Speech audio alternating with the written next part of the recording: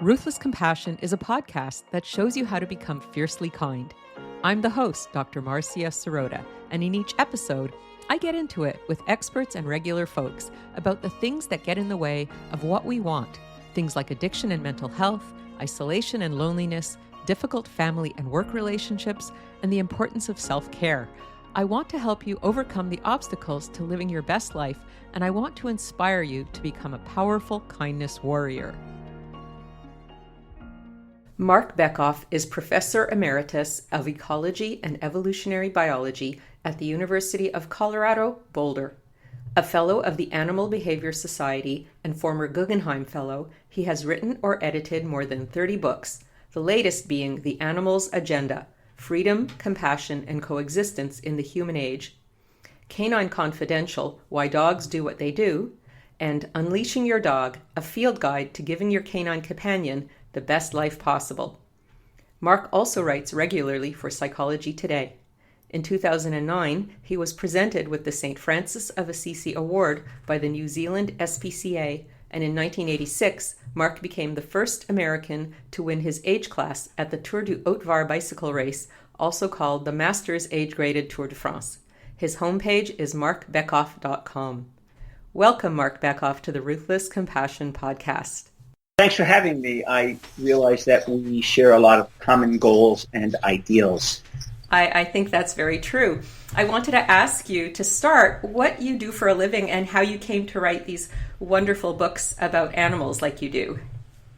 Well, right now I write books and I give talks. I taught courses in animal behavior and conservation behavior and compassionate conservation at the University of Colorado here in Boulder for many, many years. And I left about 13 years ago just to be on my own. I loved my job, but I really wanted to spend more time reading and writing. So that's what I do for a living right now.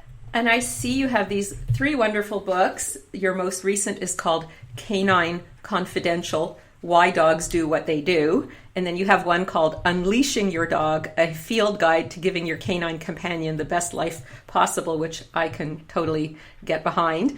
And then the book that really struck me was a book called The Animal's Agenda: Freedom, Compassion, and Coexistence in the Human Age.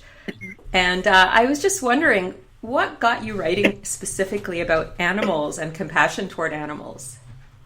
Well, excuse me. My folks tell me that I started writing these and other books when I was a kid. I grew up in Brooklyn, New York, and the animals in the neighborhood were, local dogs and cats and birds and ants. And I had a goldfish, I remember, when I was young. And I always used to ask my folks what the animals were thinking and what they were feeling. And I used to get really upset when I would see any kind of animal abuse. And my dad tells me a story that there was this guy yelling at his dog, and I started yelling at the guy, and the guy started yelling at my father because I was only 3 years old. So it just went to my heart. And my folks told me, subsequently that I was minding animals. And I actually wrote a book called Minding Animals back in 2002.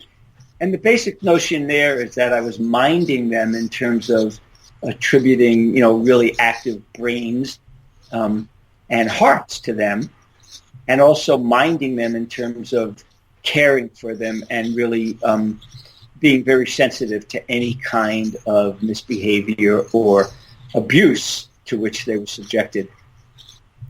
It's funny you say that you were attributing, minds and hearts to animals, because I remember when I got my dog, I was a lot older. I had finished my medical training, and I decided I was ready to, be in one place at one time and take care of a dog. And I got this little Yorkshire Terrier. His name was Benny, and he was so emotionally intelligent. And he was such a teacher for me, because although I had always loved animals, having this dog in my life really demonstrated without a shadow of a doubt how intelligent and emotionally intelligent animals can be. Yeah, I mean, when people ask me, do you think dogs really like to play, or do you think other animals grieve? I always say I'm glad I'm not their dog. When they say they love their animals, or the companion animals with whom they share their homes, and you hope their hearts, and then they have these questions about emotions. But the science has finally caught up in many ways to the common sense. I mean, good evolutionary biology tells you that we're all mammals are pretty much the same in terms of their neurobiology, their neural structures, and neurochemicals.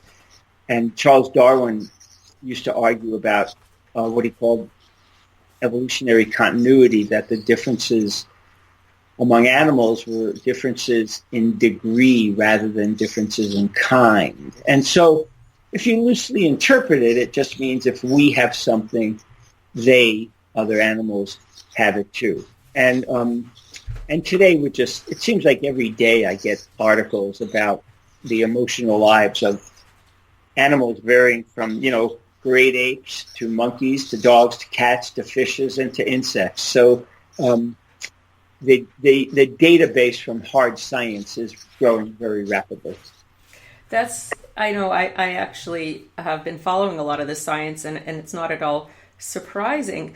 I'm just wondering, when you think of the science and how much proof there is for animals being intelligent, playful, sensitive, compassionate, why do you think people have such a difficult time acknowledging this? Well, I think the tide is changing, and I believe fewer people do. But it depends on where they're coming from. There are religious beliefs, of course, that look at humans as being unique and above all other animals, and people forget that we too are animals. And then there's people who use animals, and the way that they deal with the cognitive dissonance, that they experience, is to deny that these animals are sentient, conscious, or feeling beings. But in their hearts, most of them know that's not true.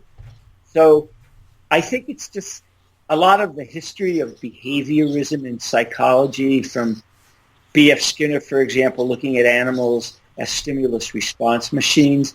But that's all really changing. And I think, we've gone through a paradigm shift in the last decade or two in terms of asking the question, why have emotions evolved, not if they have evolved in non-human animals. Yeah, I think that's a very hopeful sign. I just wanted to ask you also, you subtitled your book Freedom, Compassion, and Coexistence in the Human Age, and you talk a lot in the Animals Agenda about freedom. Maybe you could share a little bit about your thoughts about freedom for animals today.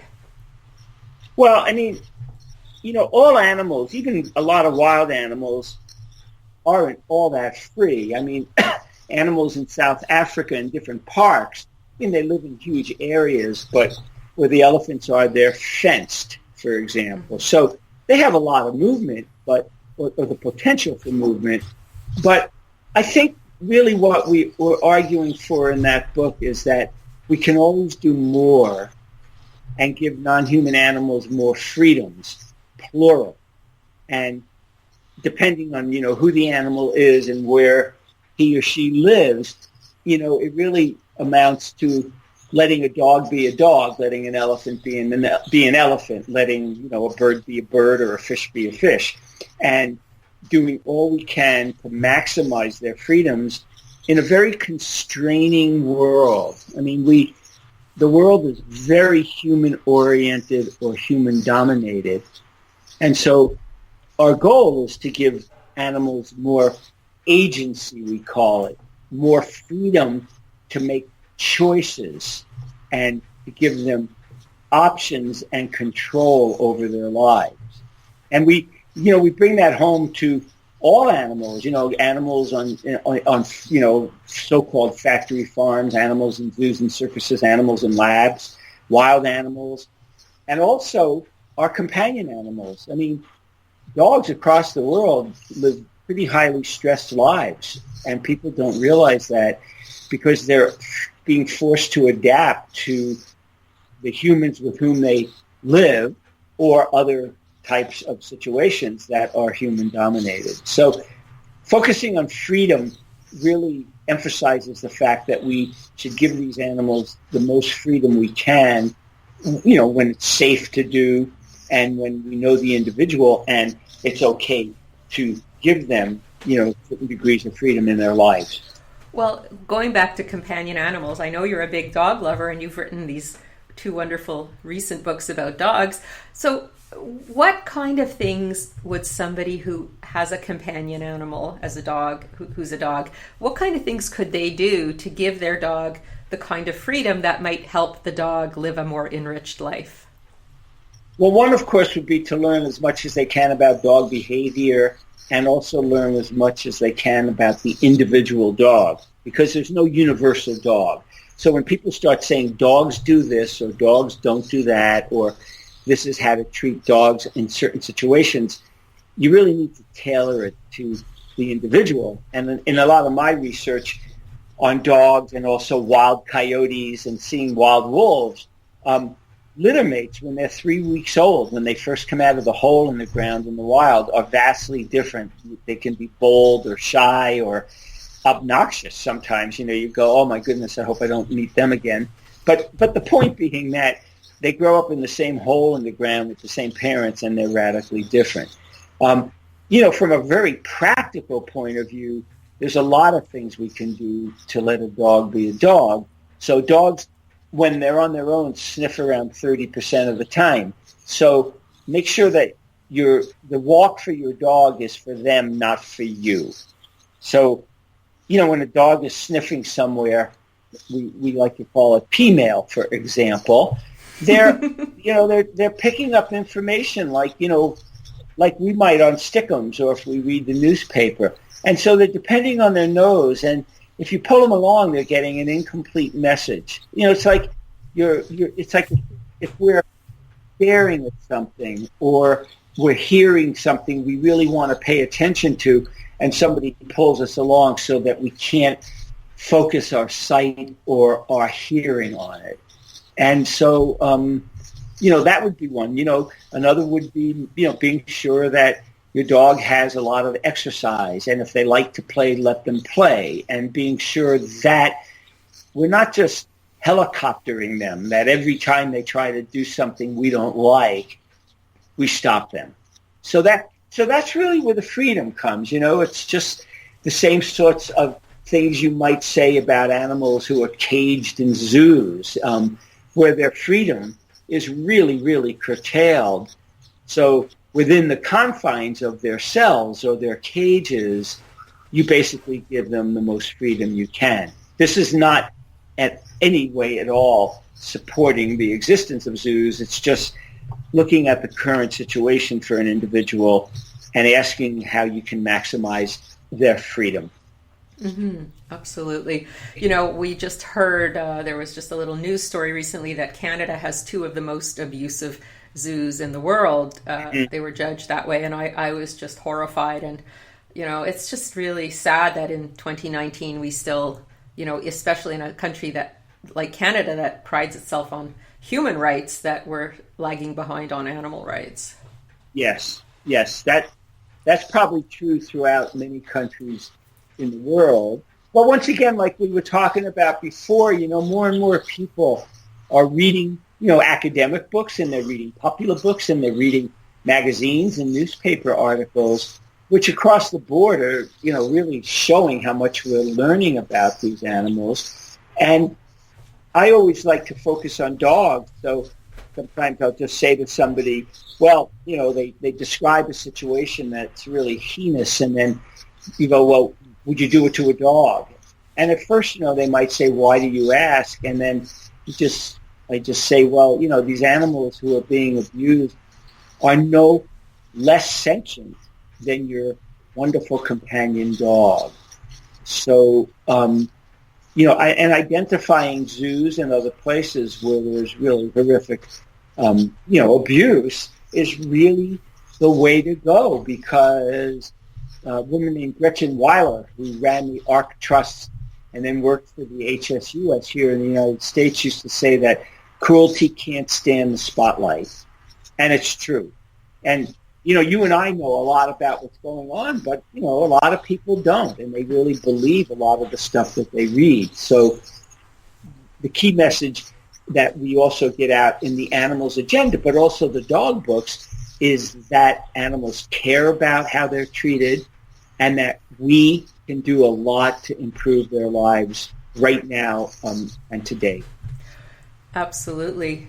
And the second word in your subtitle for the animal agenda is the word compassion. So obviously you've been talking about compassion toward animals, but what do you think would be one of the things that everyone could do today to be more compassionate toward the animals in their lives? Boy. Well, for the animals in their lives, I think, like I said before, one thing would be to learn about them. It's amazing how few people who say, you'd hope they'd be rescuing dogs, not buying pure breeds, actually know anything about dog behavior. There was a study in the UK a couple of years ago that showed that only about 25% of people who took dogs into their homes really knew anything or much about dog behavior. So one would be educating yourself. In terms of companion animals, it would be asking the key question: do you have the time and energy and financial resources to bring an animal into your home? And if you don't, then it might be the wrong decision for you, although you have good intentions. The other is to, like I said too, learn about individual animals and what they need and what they want as individuals, and really understand that they suffer, that they experience a whole range of emotions, from joy and happiness to grief and sadness to pain and fear. And, another thing that I always tell people, I don't tell them so much, is just explain to them, is we are these animals' lifeline, and they depend on us and our goodwill to give them the best lives possible. So that would be kind of my prescription, if you will, so that each and every individual can have the best life possible. And what about, the rest of the animals, the food animals, the zoo animals, the animals in the world? What kinds of things can we do to be more compassionate on those levels?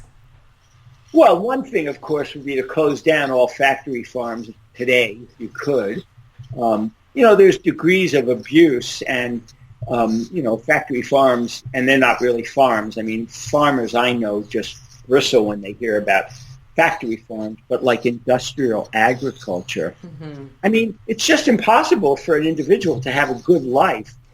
People spend a lot of time worrying about how they deal with the last couple of minutes of their lives before they're slaughtered, but they spend an amazing amount of time being born and raised and transported to these killing houses. So, for example, that would be one.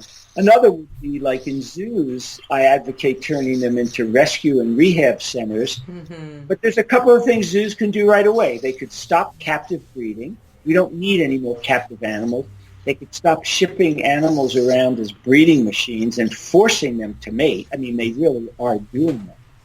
They should stop, there's thousands of animals a year who are healthy are killed in zoos because they don't fit into the zoo's breeding programs.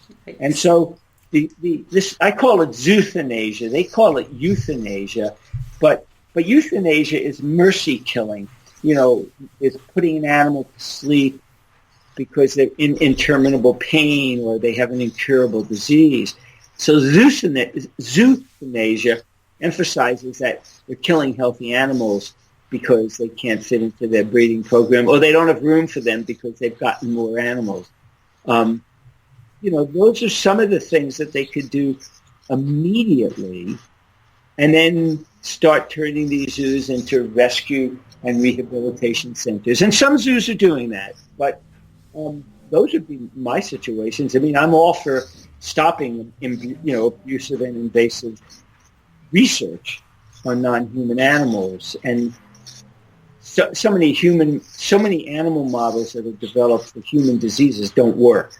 Right.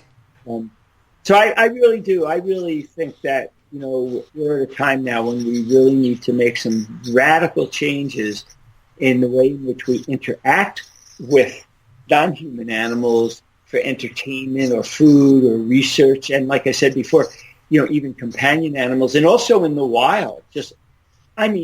We are just responsible for pain, incalculable pain, suffering, and death for wild animals. So it's a paradigm shift, and that's what we do in the Animals Agenda. We really call for what we call the science of animal well-being, where the life of every individual matters because they're alive. It's not a matter of an animal rights position per se. It matters that they have inherent value or intrinsic value, and they deserve to live. Yes, and I really feel like that is probably the most important thing for everyone to be aware of. It's that, the fact that they're here makes them valuable. Yeah, right. They call that inherent or intrinsic value, but a lot of people judge the value or the worth of an individual animal or a group of animals by what they can do for us, and that's called their instrumental value. What kind of instrument they can be to help us achieve human ends.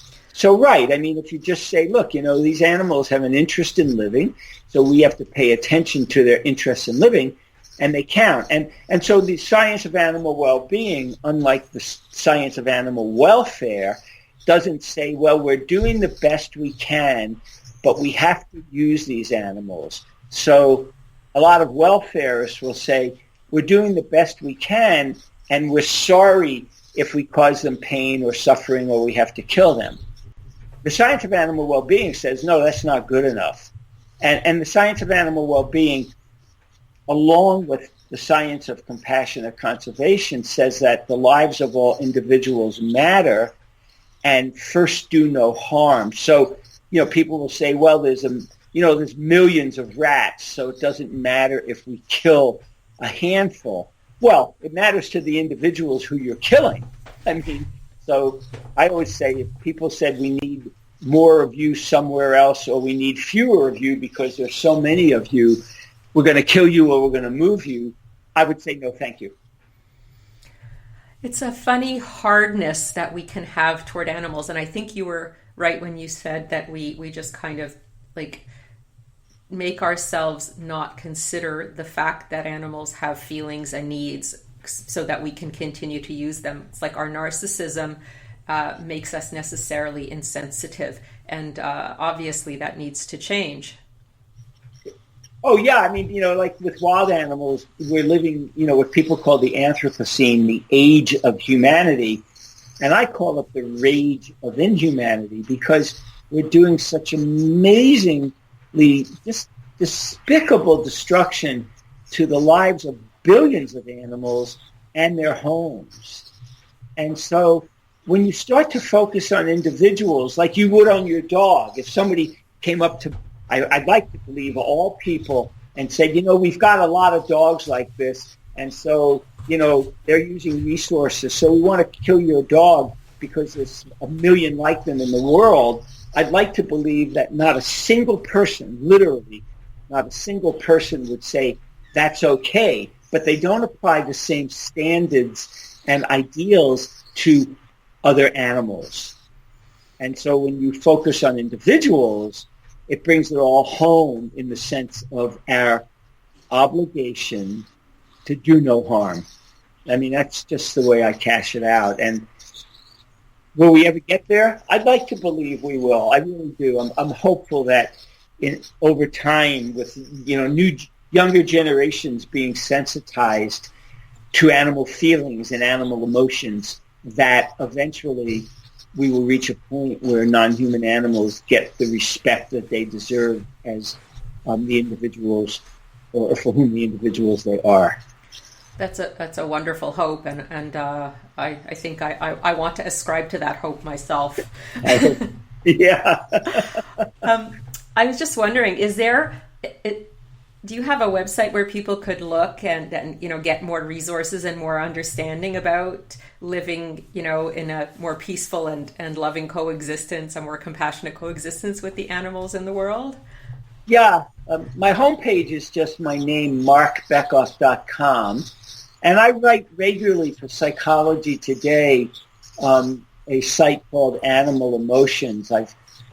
Good Lord, I've published about 1,200 essays there. But I try to stay up with the latest science and just a lot of, writing essays about different attitudes about animals so that they're digestible. I mean, one of the things that I've always felt in my career as a scientist is that I need to make this information accessible to non-scientists. I need to make it accessible to people who really care but don't have the time to read 400 pages of a book, for example. So those two sites would be good. And I also have a group to which I post a lot of stuff called Animal Cognition, Animal Emotions, and Compassionate Conservation. So if people email me or they can contact me through my website, I'm more than happy to add their names to that group. Oh, I want to go join that group. I will put your name on it today. Fantastic. Yeah. I need some more like-minded people. Well, it's amazing how many people there are, and that's another thing that gives me hope. I get emails a lot from all over the world, from I guess the equivalent age of elementary and middle and high schoolers, all of whom just write and go, oh, I want to make the lives of zoo animals better. Oh, I want people to stop eating animals. I mean, just the whole run-of-the-mill, basic things with which you and I are concerned each and every day. So I think that's where the change is going to come. And it's going to come from, if you will, from below. It's going to come from younger kids just growing up and basically being exposed to the most compassionate ideals and just say no more abuse. And I really mean that, Marcia. I mean just no more. We need a paradigm shift in how we interact with other animals and other humans. And that's what I love about compassionate conservation, is that all the stakeholders count. So it's not only about non-human animals, it's also about human animals, because as we go ahead in this world, there's no way that we can just discount the well-being of humans. So it's wonderful in the One Health movement, for example, the One Ecology movement, where non-humans and humans are the focus of concern. And that's, to me, it has to be the wave of the future, that we're concerned with non-human and human well-being. Absolutely. I really agree, because with global warming and climate change, everyone has a stake in it and everyone will suffer. Absolutely. I mean, it's just, and there's all this great research about, how getting out in nature and taking care of non-humans and enjoying trees and rocks and bodies of water are good for them, and it's good for us. So sometimes, people say, oh, I wish people would do this for the animals because they care about the animals. And I'm going, I do too. But in fact, if there's other reasons why they go out and they increase what I call their compassion footprint, and they go out and display more empathy, the end result is the same. And as soon as people realize that we're all in this together, I always say we're just one of the gang, the non-humans and the humans and their homes and the land on which they live. It's inseparable. And I think as time goes on, especially as we educate people more humanely and we do more animal-centered education, we're going to see changes. But it isn't going to happen overnight. I tell people that they've got to be hopeful, and if they need a gold star in their forehead every morning for something they did, they better find something else to do, because it's not going to be there. My mom was a social worker, and I remember as a child talking to her about, results. And she said, there are many projects that she was doing that she probably wouldn't live to see the results, but she still felt that it was important to do it, and that she wasn't focused on her own results, but on the ultimate results, which is to make the world a better place. And I never forgot that message. And I think I must ascribe to it myself. No, absolutely. Absolutely. I mean, some things, happen overnight or, rapidly, but it's absolutely true. To me, you just do these things because it feels right. It feels good. It feels like it's got a very strong community-wide motivation, and you just do them. And I always say that I realize that there's a huge number of people in the world who are just striving to, if you will, to make it from meal to meal or day to day. So I always say that if somebody can do something, whatever it is they can do, they must do. I don't like to be prescriptive, and I don't like to say, you should do this and so should do this. But I think if you find something that you're passionate about and you have the time, the energy, and the money, or some combination of time, energy, and money, you are compelled to do something for other animals and also for other humans. And I just think that kind of goodwill is going to spread someday. I'm not a doomsday person. I'm really an optimist. But if we don't harness that positive energy, we're all going to pay for it. I mean, we really are. If we lose animals, we're going to pay for it royally as humans. Yeah, we have to stop commoditizing each other. We have to stop commoditizing animals, and we have to learn how to all live together in compassion and empathy and harmony. And I think that's really your message for sure today. Yeah, I mean, well put. Good summary. That's exactly it. That we all need to live in harmony. And I always think of what I call the compassion footprint. I always think of like an umbrella of compassion or an umbrella of empathy. And, get over yourself. Just do it. I mean, really, that's just how I feel. Just do it. And like I said, the reasons that you do it can vary, but the end result will be the same.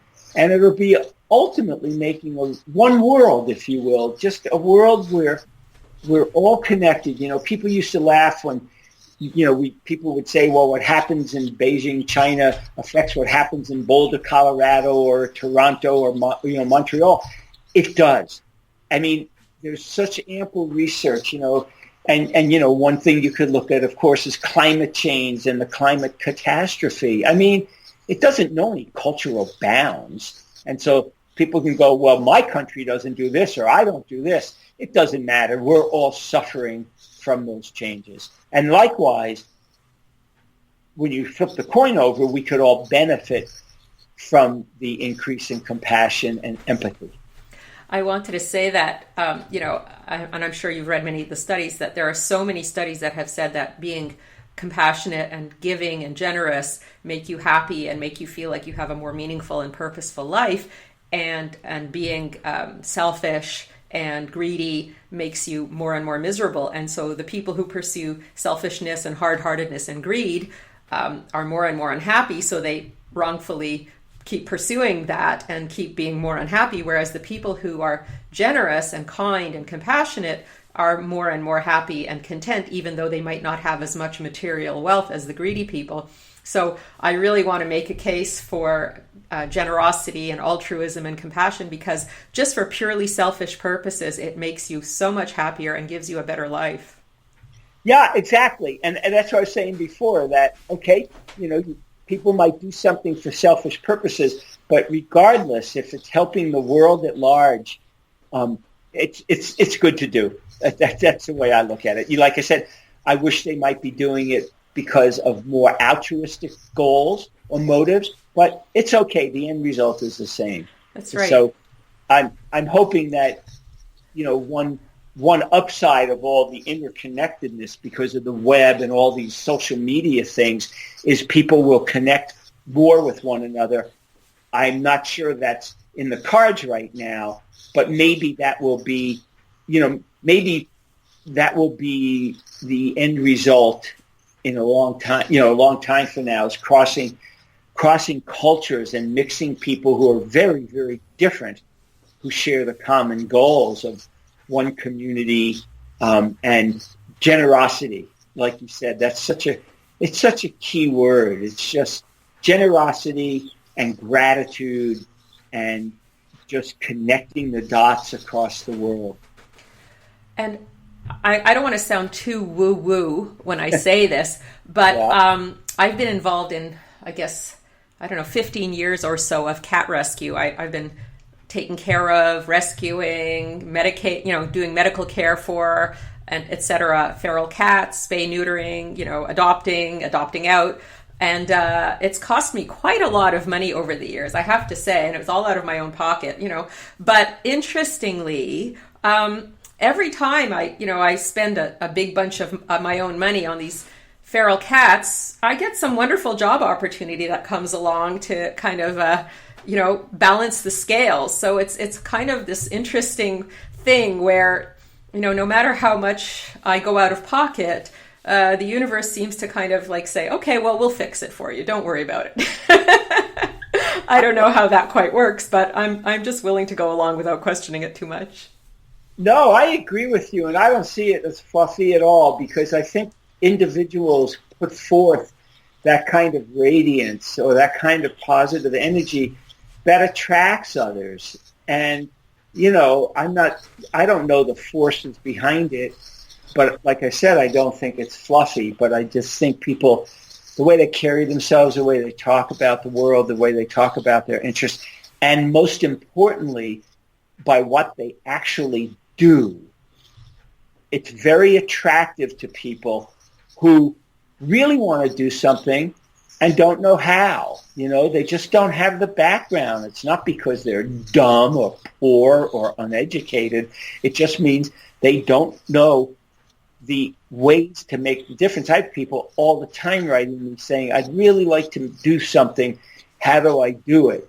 And, I make my living doing this kind of stuff, so it's easy for me to tell them, or to offer them some suggestions. But I do think that, this light that people put forth when they're working to make the world a better place is really magnetic. I really do. And kids get attracted to it because they're tired of all the negativity. So I say, you do it, you feel good, and that's what communicates to other people that they too can do something and feel good about it. And then they support me in being able to rescue more cats. Right, exactly. Yeah. And do more good stuff in the world. So yeah, it's a win-win for sure. Yeah. Well, this has been just a wonderful conversation, and I wanted to sort of sum up by asking you to offer a call to action for the listeners today. Oh, wow. Well, one thing that just comes to mind, although it's one among many, but a call to action that I think would be very simple for a lot of people to make would be treating companion animals much better, with much more compassion and care and empathy, and recognize that they're struggling to adapt to a human-dominated world. So the reason I offer that is a lot of people might like to have a call for action for industrial agriculture or zooed animals or, animals in laboratories. Those are all very worthwhile. But the immediate thing, and the other thing I always say is people say, oh, I really want to make a difference.